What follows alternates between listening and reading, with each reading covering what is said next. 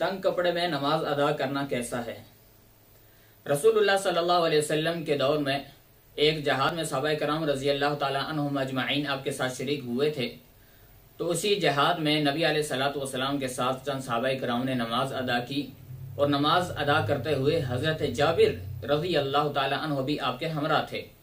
जब रसूलुल्लाह सल्लल्लाहु अलैहि वसल्लम नमाज से फारिग हुए तो हजरत जाबिर रजी अल्लाह ताला अन्हु ने एक उनके पास कपड़ा था, जो क्योंकि उस दौर में कुशादगी नहीं थी, किसी के पास एक कपड़ा हुआ करता था, किसी के पास दो कपड़े हुआ करते थे।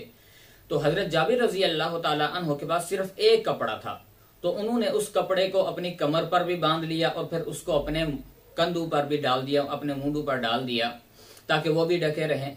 लेकिन जब रसूलुल्लाह सल्लल्लाहु अलैहि वसल्लम नमाज से फारिग हुए तो उन्होंने फरमाया कि ए जाबिर सुनो, मैंने अर्ज किया कि हाजिर हूँ। यानी हजरत जाबिर रज़ी अल्लाह ताला अन्हु कहते हैं कि अल्लाह के रसूल सल्लल्लाहु अलैहि वसल्लम मैं हाजिर हूँ।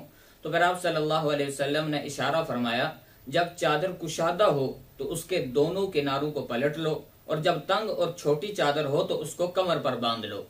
यानी कि अगर किसी के पास तंग कपड़ा है, छोटा कपड़ा है, तो वो अपनी कमर पर बांध लेगा और अगर कुशादा कपड़ा है तो वो अपने कंधों को भी उससे ढाक लेगा।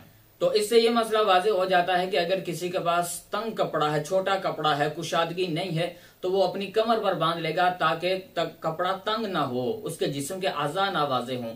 इसलिए जो हम फैशन के तौर पर हम टाइट पजामा पहनने की कोशिश करते हैं, टाइट शलवार होती है, या इस तरह के कोई भी हम फैशन या कोई भी कपड़ा हम इस्तेमाल करते हैं जिससे जिस्म के आज़ा होने का, वाज़े होने का खतरा होता है, तो ऐसे कपड़े पहनने नहीं चाहिए। ऐसे कपड़ों से इज्तनाब करना चाहिए ताकि जब हम नमाज अदा करें तो हमारी नमाज जो है वो कबूल हो जाए, जिसका हमें यकीन हो कि हाँ हमारी नमाज कबूल हो जाएगी। तो इसलिए तंग कपड़े में नमाज अदा करना दुरुस्त नहीं होगा। कोशिश कीजिए अच्छे से अच्छा लिबास पहनिए, खुला लिबास पहनिए, ताकि रसूलुल्लाह सल्लल्लाहु अलैहि वसल्लम की अहदीस पर भी अमल पैरा होता रहे हम, और आखिरत में भी दुनिया में भी हमारी कामयाबी हो, कामरानी हो।